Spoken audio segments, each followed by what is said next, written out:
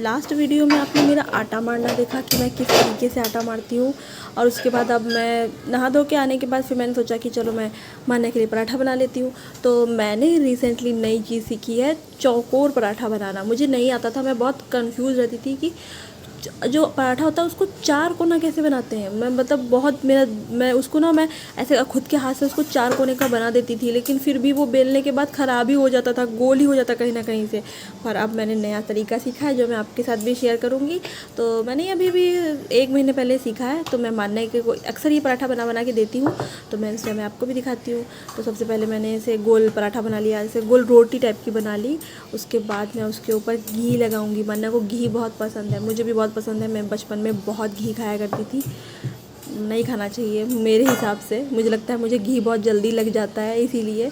तो तभी तो अब मुझे ना नया नया मतलब मेरे से पटे पे बहुत अच्छी रोटी बनती है, लेकिन ये पत्थर पे ना मेरे से बनती नहीं रोटी, वो चिपक बहुत जल्दी जाता है।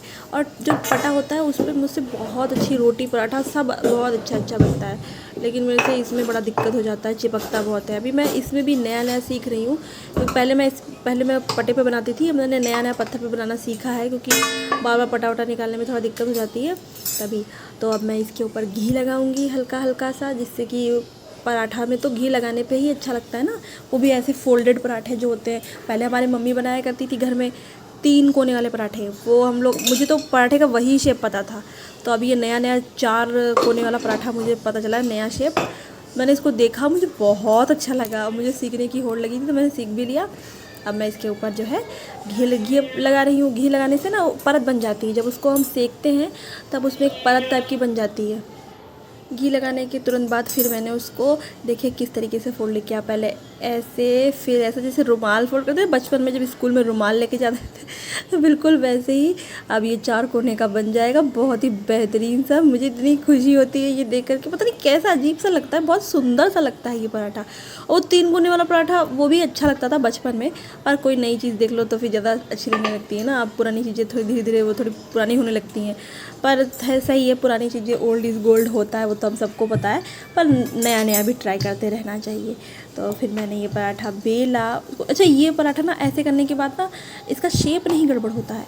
और अगर हम 4 कोने का ऐसे बना के मतलब हाथ से ही 4 कोने का शेप दे करके उसको बेलने की कोशिश करें ना, तो वो ख़राब हो ही जाता है, मतलब उसको कहीं ना कहीं से गोल हो ही जाएगा, तो फिर वो अच्छा नहीं लगता, कहीं ना कहीं से गोल हो जाना। और फिर मैंने मानने के लिए बनाया था तो थोड़ा पतला बनाया था, ऐसा मोटा नहीं। फिर देखना ये कैसे, देखो मैंने बोला था चिपक जाएगा, चिपक गया आखिरकार। ये चिपक ही जाता है मुझसे, पता नहीं कैसे चिपक जाता है। मतलब मुझे लगता है मुझे परथन ज़्यादा लगती है इसी वजह से।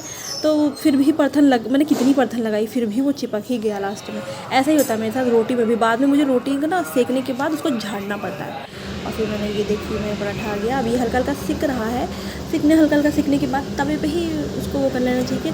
पहले मैं क्या करती थी, पहले रोटी बनाती थी, मतलब जब गोल पराठा बनाती थी तो पहले रोटी पूरी की पूरी रोटी बनाती थी, फिर उसको मैं तवे पे डाल करके फिर से रोटी बनने के बाद फिर उसके ऊपर ऑयल या फिर घी जो भी लगाना होता था वो लगाती थी। तो मैं ऐसे बैलों वाला काम करती थी, पर जिसका जो मन करे वो कर सकता है। पर जब से मैंने ऐसा मतलब मैं तो नहीं खाती हूँ, मुझे ऐसा लगता है कि मुझे घी खाने से ज़्यादा फैट चढ़ने लगता है, इसी वजह से मैं नहीं खाती घी, बहुत कम खाती हूँ। लेकिन मुझे घी अच्छा बहुत लगता है, घी से बनी हुई चीज़ें भी बहुत अच्छी लगती हैं, लेकिन मैं नहीं खाती मजबूरी के चक्कर में, ऐसा समझ लीजिए कि फ़ैशन के चक्कर में, या फिर कुछ भी समझ सकते हैं। पर मैं मान्या को ज़रूर खिलाती हूँ, उसके लिए घी बहुत ज़रूरी है। एक तो वैसे भी वो पतली है, एक पतली से ढीली पतली पतली सी, तो उसके लिए घी बहुत ज़रूरी है, उसको घी खाना भी चाहिए। और घी खाने से लोग बोलते हैं, मैंने पढ़ा भी है कि मोटापा तो नहीं बढ़ता है, फ़ैट नहीं बढ़ता है, लेकिन पता नहीं मुझे ही क्यों बढ़ जाता है फ़ैट।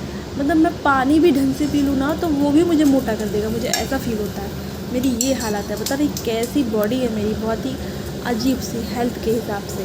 तो मैं पराठे नहीं खाती। तो ये रहा मेरी मान्या का पराठा, और फिर ये एक तरफ सिक गया अच्छे से, फिर मैंने इसको दूसरी तरफ से ऐसे लगाया घी लगाया। उसके बाद घी लगाने के बाद मैंने इसको ऐसे करके फोल्ड करके अच्छे से सेक लिया। किसी भी इंसान को ना कच्चा खाना नहीं खाना चाहिए, उसको बहुत ही अच्छे से पका के खाना चाहिए। कुछ लोग कच्चा खाना नहीं खाना चाहिए, उससे ना प्रॉब्लम हो जाती है बहुत ज़्यादा। मैंने भी रिसेंटली सुना था कि दिमाग में जो होते ना कीड़े, हमारे पेट में जो कीड़े होते हैं उनके अंडे हो चढ़ जाते हैं हमारे दिमाग में, सिर्फ और सिर्फ कच्चा खाना खाने की वजह से। ऐसा भी होता है क्या, पता नहीं, पर होता ही होगा, सबको सुना। अब ये देखिए बन गया मेरा पराठा। अब मैंने सुबह दाल बनाई थी मूंग की, सुबह क्या थोड़ी देर, हाँ सुबह ही बनाई थी थोड़ी देर पहले। और उसके बाद मैंने थोड़ी सी दाल ली और ये पराठा।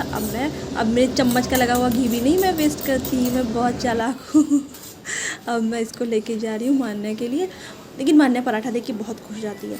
कुछ टाइम पहले तो ना उसको मैं रोटी खिला ही नहीं पाती थी, उसको आटे से प्रॉब्लम थी। मान्या अब वो रोटी खाती है। ये देखिए उससे रिलेटेड वो देखो क्या है, पहले देखो तो उठ के कैसा लगा। ये देखो ये देखो ये देखो